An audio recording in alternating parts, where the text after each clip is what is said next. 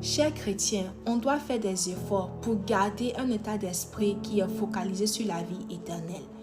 Parce que c'est très facile d'oublier. Quand on va à l'église, on écoute des cantiques, ça parle plus de combien le Seigneur nous bénit dans cette vie, dans ce monde. Tu veux voyager, viens à Jésus. Il va te donner tes papiers. Tu veux te marier, viens à Jésus, il va te donner un bon mari ou une bonne femme. Tu n'arrives pas à faire les enfants, Dieu va te donner des enfants.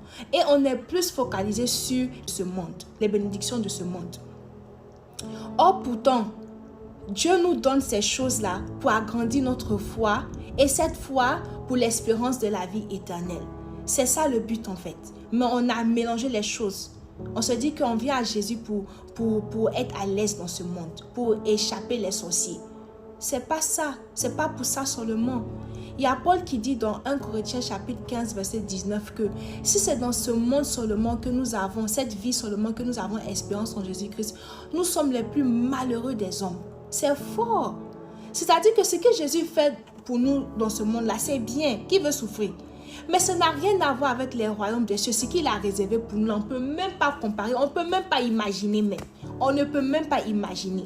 Il y a un verset qui dit que Dieu fera au-delà de ce qu'on peut imaginer. Mais on s'est dit que ça seulement c'est par rapport à nos prières. C'est-à-dire que si j'ai prié pour avoir 10 millions, Dieu va faire au-delà de ce que je peux imaginer. Il va me donner 20 millions. Mais il veut aussi parler des royaumes des cieux. Tout ce qu'on prie là, ce qu'il a réservé pour nous aussi là, ça dépasse. Et quand on est focalisé plus sur la vie éternelle, ça change nos motivations. On est plus concentré à comment on peut amasser les trésors dans les royaumes des cieux et non sur la terre. Ça change la façon dont on parle aux gens. C'est-à-dire que je veux mal te parler, mais je pense à mon ciel. Ça change la manière même qu'on interprète les versets bibliques. Au lieu de tirer à comment ce verset-là m'a fortifié, ça va m'aider pour demain. Tu te dis que ce verset-là, je vois qu'il veut parler de la vie éternelle. Par exemple, le livre de Jérémie chapitre 19. Quand tu lis tout le passage là, il y a un verset populaire, le verset 11. Car je connais les projets que j'ai formés pour vous. Ça là, on aime bien réciter pour se encourager que demain ça va aller. Dieu connaît les projets pour nous. Mais quand tu lis tout le chapitre, tu te rends compte que Dieu aussi, il est temps de parler du fait qu'il va nous sauver de ce monde. Captivité à Babylone.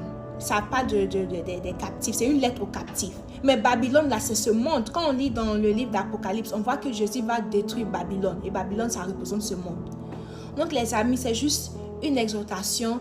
On n'a qu'à avoir une mentalité plus sur le royaume des cieux. Et on n'a qu'à